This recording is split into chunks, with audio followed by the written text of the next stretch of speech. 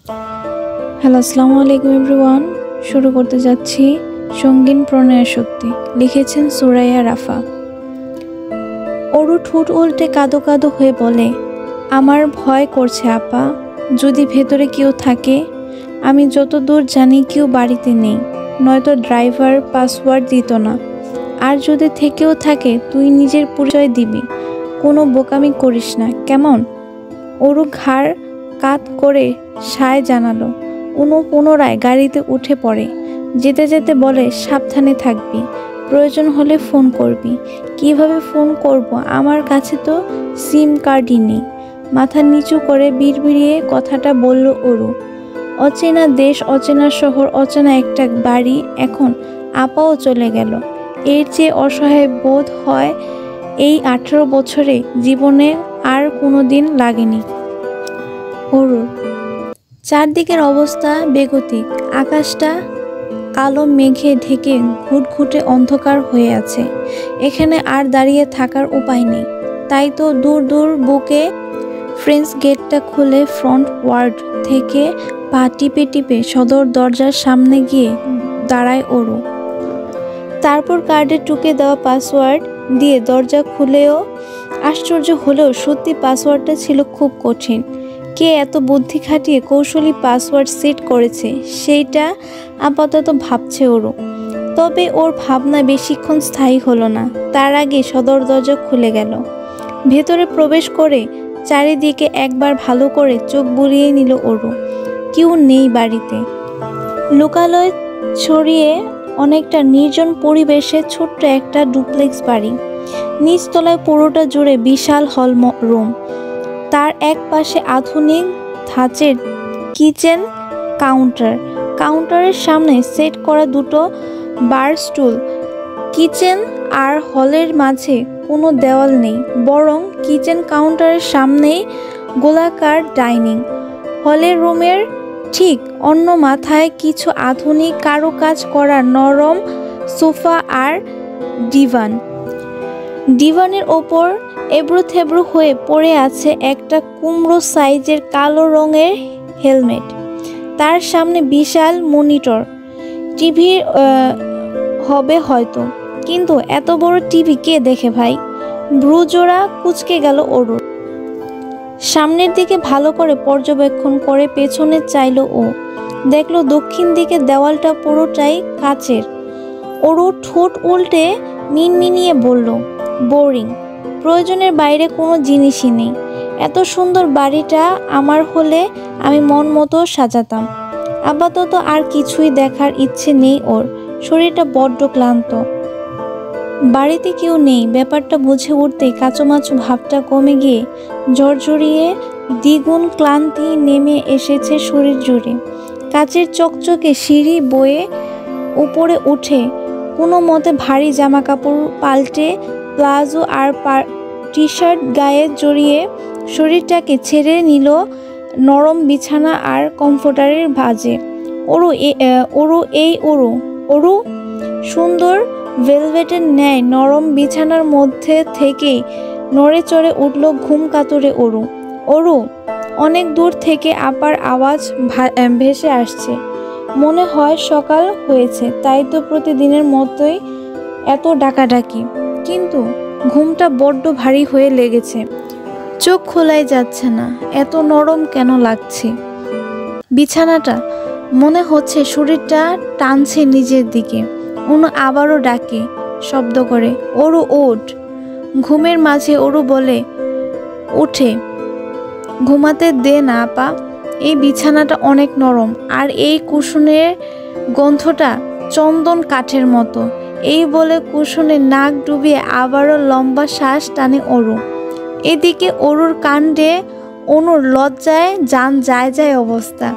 ও চোখ খিচে অস্পষ্ট সুরে বলে, অরু ওঠ, এটা তোর রুম নয়, আর না তুই বাংলাদেশে আছিস।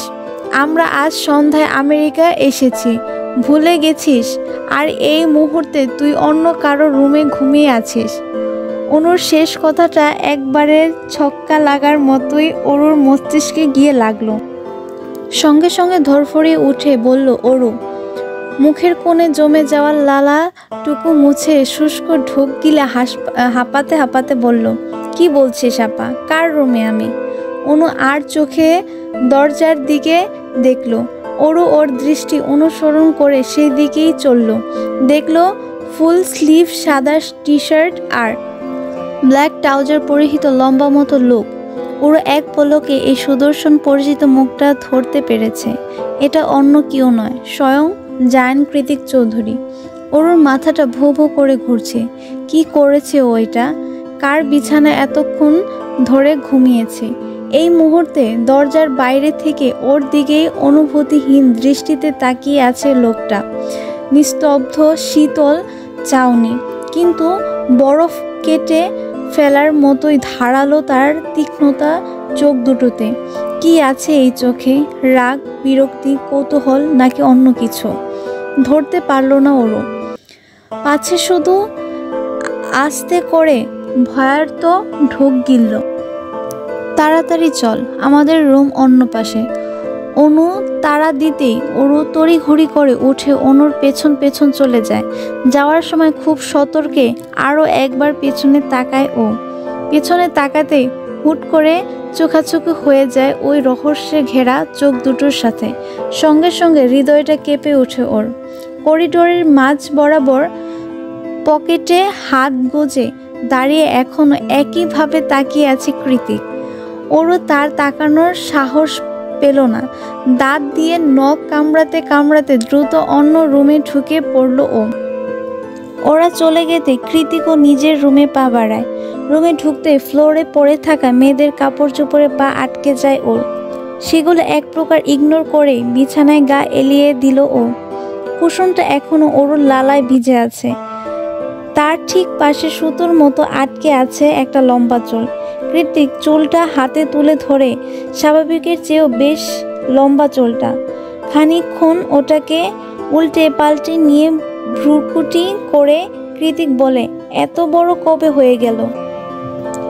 নবদিগন্তের সূচনা হয়েছে ধরণীতে, তবে আজকের সূচনাটা বেশ অন্যরকম। পাখির কিচিরমিচির, ভোরের নরম রোদ, কাচের জানালার ফাঁক গলিয়ে সূর্যের ম্যাজিক্যাল আলো ছায়া, কিংবা অনুর গলা ছেড়ে বাজ খায় চিৎকার স্বস্তিত আজ। ফোনের সকাল 9টা অ্যালার্ম বেজে যাচ্ছে অনর্গল।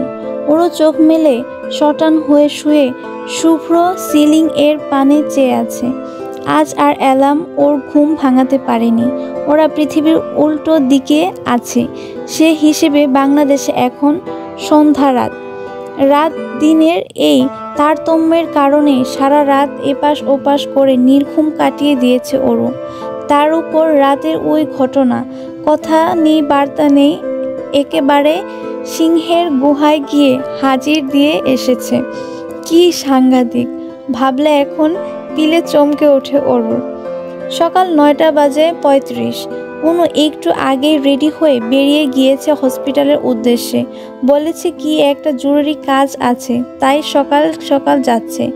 বয়সের তুলনায় অনুর মধ্যে ম্যাচুরিটি ভাবটা অনেক বেশি।